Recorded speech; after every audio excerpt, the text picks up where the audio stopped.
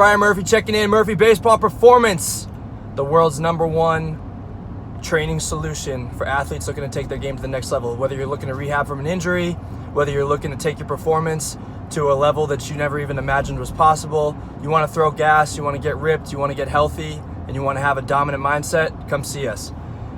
As far as the topic of the day, I want to talk a lot about your why and how to back into your why. And so your why, if you talk about, Simon Sinek has this fantastic TED Talk that everybody should check out.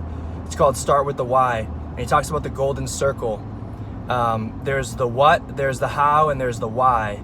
And the why is what moves us. The why is what gets us to go purchase an Apple product, even though we can't really describe exactly what it is about the Apple product that we love so much that would cause us to pay more money for a product. It's not necessarily that it's a better computer. What is it? It's the why. It's the connection that I feel to Steve Jobs when I pick up my iPhone. It's the symbol that resonates with me. That's a movement. It's a anti-establishment. It's rebellious. It's you know, little guy against the big guy. David versus Goliath. It's you against the world. That's the why. Okay, so then how do you get there? Because I've ebbed and flowed, and I've been in a little bit of a slump recently in terms of my consistent action and effort since our honeymoon. And if I'm susceptible to it, I know everybody else is susceptible to it because I'm more obsessed with this shit than anybody I know. And the reason is because I've never been able to win anything and sustain winning when I just put up average effort. And I'm not trying to be average. I'm trying to be one of the greats in everything I do. So 3 questions you can ask yourself to back into your why. Number 1, find a time or think of a memory that brings you to tears. You got it? So for me, memory that brings me to tears is I remember thinking about one of my old coaches. His name was Chris Duffy, gorgeous Chris Duffy.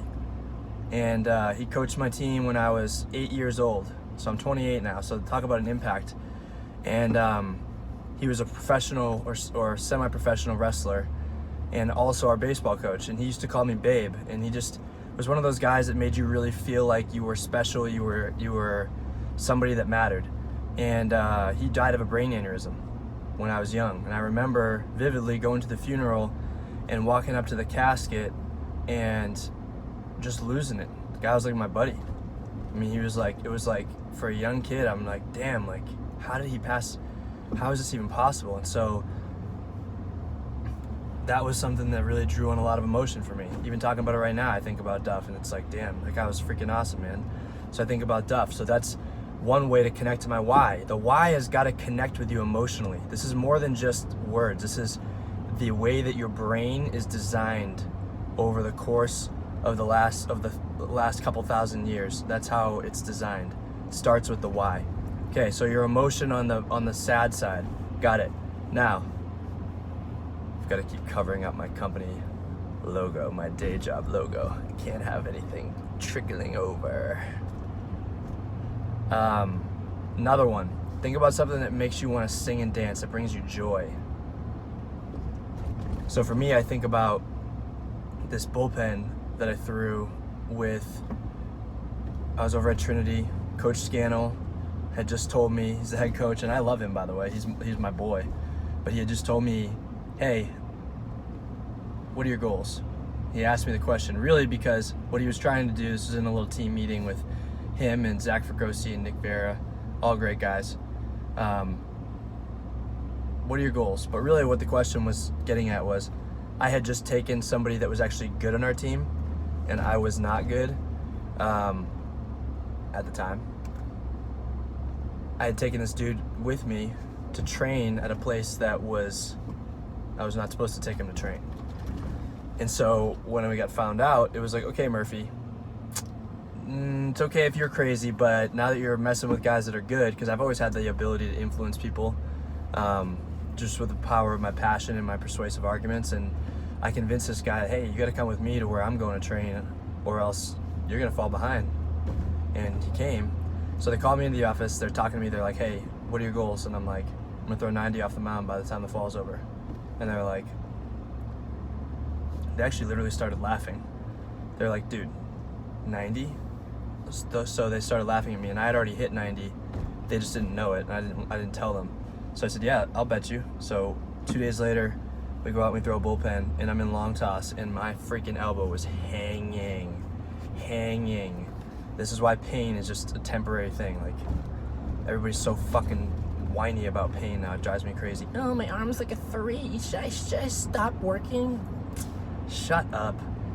No, you should fucking ratchet it up to a 7, because that thing's either gonna break or it's gonna get good, one or the other.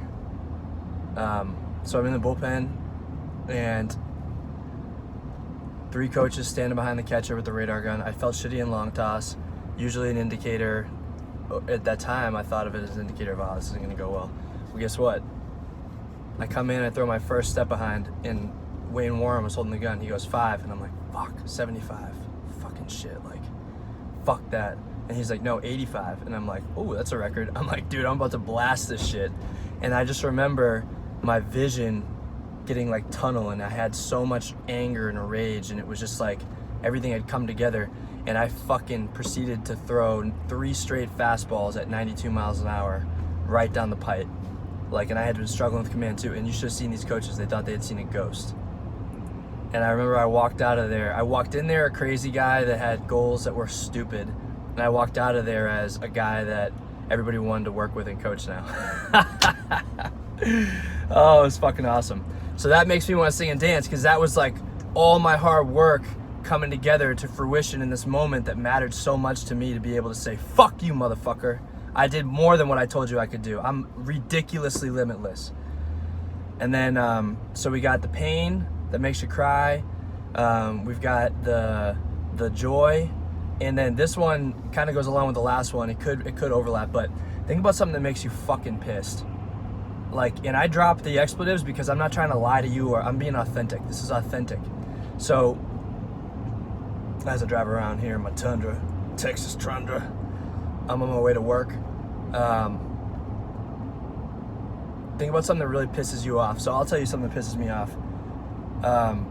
When I initially first came to Trinity down here in San Antonio, there was a guy that was on my team that would give me the hardest time, and he was this really religious dude, and you know, he's supposed to be a good guy, right? He just ridiculed me, like fucking bullying 10x. And guess what? A no bullying sign wasn't gonna stop him. It's a story for another day. I had to get fucking tougher. That's the story. So I would come out and I used to walk people like crazy, and he'd be like, oh, what the fuck? Murphy's pitching? Like, dude, you fucking suck. Like, and so imagine you're about to go take the mound, and I felt like I had no shot. And then this dude's telling me the same shit. And that shit pissed me off. I remember I used to sit in the shower, stand in the shower, and I'd be talking to my buddy Bender, and I'd be like, dude, when I fucking make it, I'm gonna write that motherfucker a letter and tell him to suck my you-know-what, because I'm doing it. And it pissed me off because I knew what I had inside of me, and I knew how much work I was putting in, and for somebody to just dismiss it like that fucking pissed me off. And so those are your 3 different ranges of emotion and the why. There's more, there's different nuance. Let's keep it simple. 3. Something that makes you cry, something that makes you want to jump up and down for joy, sing and dance, and then number 3, something that boils your fucking blood. And here's how you use the why once you identify it. You make sure you know how to tap into that when things hit the fan.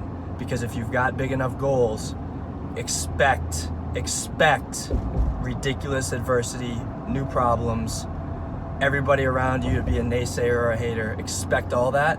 And when your why is fucking powerful enough and you know how to tap into it and it's authentic and it moves you, you'll be able to push past those other people that are telling you no, because you'll recognize that people don't matter. In terms of, you don't need friends. You need fucking allies. You're going to war, and you're going to war to win. Today, tomorrow, every day.